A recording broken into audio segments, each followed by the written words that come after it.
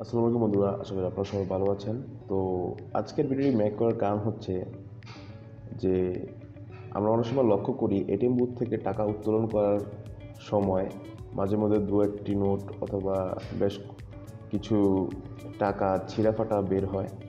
তো এই ছিঁড়াফাটা নোট কিভাবে আপনি পরিবর্তন করে অক্ষুণ্ণ ভালো নোট পেতে পারেন, তার প্রসেসটা আমি আজকে ভিডিওতে তুলে ধরবো।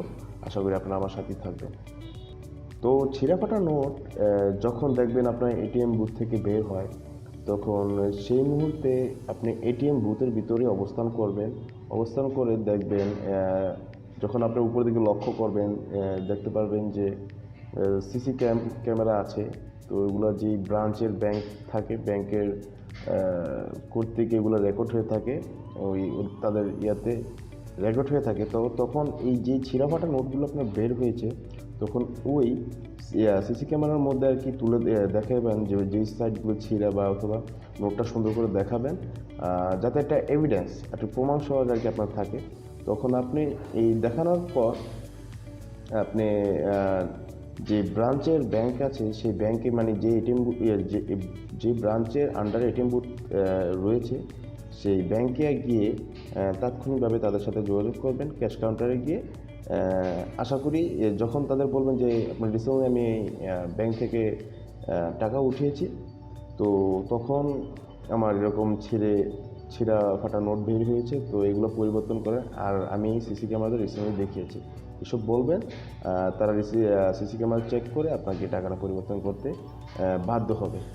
আর আপনাদের আরেকটা জিনিস বলি, অনেক সময় আমরা যে মানি রিসিপ্ট থাকে, যে এটিএম বুথে টাকা বের করার সময়, তখন যদি মানি রিসিপ্টটা আপনি যদি উঠান অথবা মানি রিসিপ্ট সহ যদি টাকাটা নেন, এক্ষেত্রে আমি বলবো অনেক ভালো হবে, উপকার হবে। কারণ অনেক সময় তারা প্রমাণাদি চায়, অনেক সময় দেখা যায় আপনি টাকা গুনে পকেটে ভরে বাইরে চলে এসেছেন।